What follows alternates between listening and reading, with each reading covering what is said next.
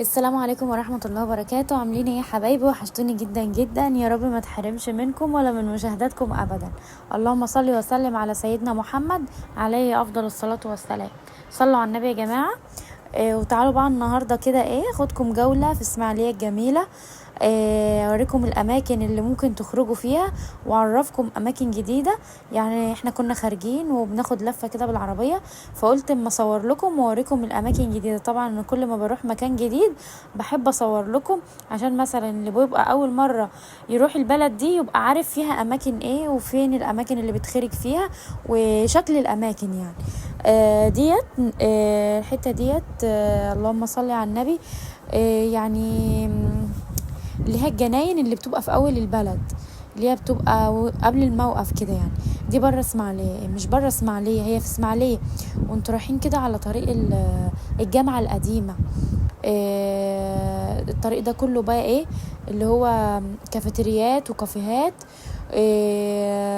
وجناين، مليانه جناين. الناس بتفضل قاعدة كده، الجو بيبقى حر، فالناس بتقوم مثلا تروح من بعد العشاء كده، او من الساعة 11 ولا حاجة، ياخدوا اكلهم وشربهم وكده، ويقضوا اليوم في الجناين. وبتبقى قاعدة جميلة جدا، ويعني الجو بيبقى حلو. ده بقى فندق توليب اللي هو في نمرة 6، كله جناين. نمرة 6 دي كلها جناين، اللي عند مبنى الإرشاد اللي انا كنت بصوره لكم قبل كده. قلت لكم لما اروح نمرة 6 هصور لكم فندق توليب دوت، اللي هو معمول على القناة الناحية التانية. طبعا قدامه كله جناين، الناس كلها بتخرج فيه. فبيروحوا بالليل بقى بيقعدوا، مش قادرة اقول لكم القعدة عاملة ازاي. ان شاء الله بإذن الله قريب يعني هروح ونسهر سهرة هناك، ونقعد في الجناين وكده، واصور لكم برضو واوريكم بالتفصيل يعني، عشان احنا كنا في العربية وكده. خدتكم جولة كده في الجناين. دي جناين اللي هي نمرة 6، بيبقى كلها كافيهات. بصوا الناس كانت عاملة ازاي. وطبعا يا حبايبي بقى الناس كلها سهرانة وطالعة. بصوا الزحمة عاملة ازاي، وكله قاعد واخد اكله وفرشين وقاعدين بقى في جناين نمرة 6 دي. بتبقى الخروجة فيها في منتهى الجمال. طبعا اللمة بتحلي اي حاجة، والعيلة بتحلي اي حاجة. بجد بجد اسماعيلية جميلة، وننصح اي حد ان هو يروح. انا من عشاق اسماعيليه وجنان اسماعيليه وخروجات اسماعيليه، بحب اسماعيليه جدا. يعني جناين نمره 6 دي مشهوره، كلها نمره 6 دي مشهوره، كلها جناين. الناس بتخرج فيها وبيفضلوا قاعدين بقى يعني يبقوا عاملين غدا وكده ويتفسحوا ويشموا هوا وكده. ده مبنى الارشاد اللي انا كنت وريته لكم وانا في البحر. ده مبنى الارشاد بقى اللي انا وريته لكم ده. وقلت لكم هو جنبه الجناين بتاعه نمره 6 وجناين محمد علي. طبعا خدنا لفه سريعه كده على ما نروح، يعني نقعد في الجناين واصور لكم. طبعا في الاول جبنا عصير من واحد اسمه ابو عوف، بيعمل عصير حلو قوي قوي في بحري، في حته اسمها بحري في اسماعيليه. فعصير قصب جبناه، وبيعمل كل العصاير يعني. عجبني من عنده التمر برضو. فدي بقى طريق كده الجامعة القديمة. تفضلوا ماشيين على طول على طول، طول ما انتوا ماشيين في جناين يعني. بجد بجد اسماعيلية مشهورة بالجناين الكتير، مليانة يا جماعة جناين. جناين جميلة خضرة كده، مش قادرة اقول لكم الجناين ديت في الحر اللي احنا فيه ده القعدة فيها بتبقى عاملة ازاي. الهوا كده بجد بجد قعدة جميلة. يا بخت اهل اسماعيليه والله، من البلاد اللي انا بحبها.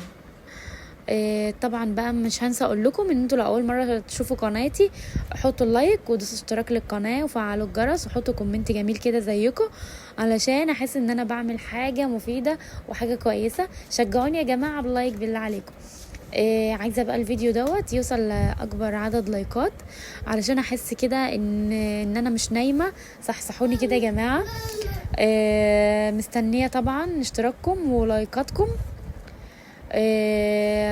وما تنسونيش بكلامكم الجميل اللي زي قلوبكم الصافيه بجد. ده بقى ايه، طول ما احنا ماشيين كده افضل افرجكم على شوارع اسماعيليه والاماكن اللي ممكن يتخرج فيها.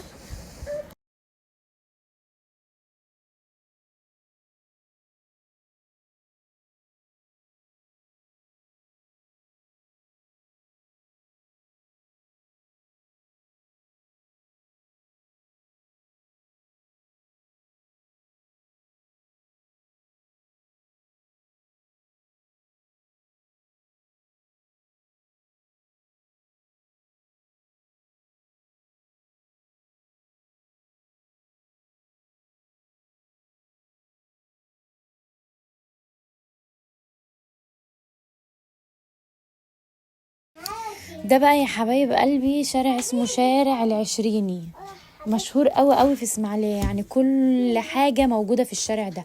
لبس تلاقي، مفروشات تلاقي، ادوات منزليه تلاقي، وبنص الثمن. يعني شفتوا اسعار كده العتبه والموسكي اللي في القاهره، ده اسعاره كده.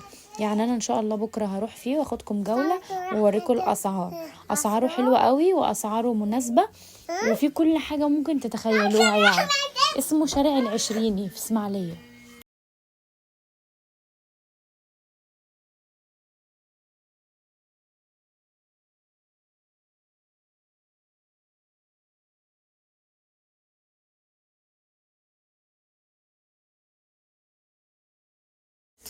زي ما انتوا شايفين الشارع زحمة جدا، وبجد بجد شارع فيه حاجات، يعني اذواق اللبس فيه حلوة قوي. واسعاره مناسبة، اسعاره كويسة. انا هسيبكم بقى ايه تتفرجوا كده على جمال الشارع، من كل حاجة من كل حاجة، من مفروشات، من لبس، من كل حاجة. كل حاجة ممكن تتخيلوها تلاقوها في الشارع ده، اسمه شارع العشرين.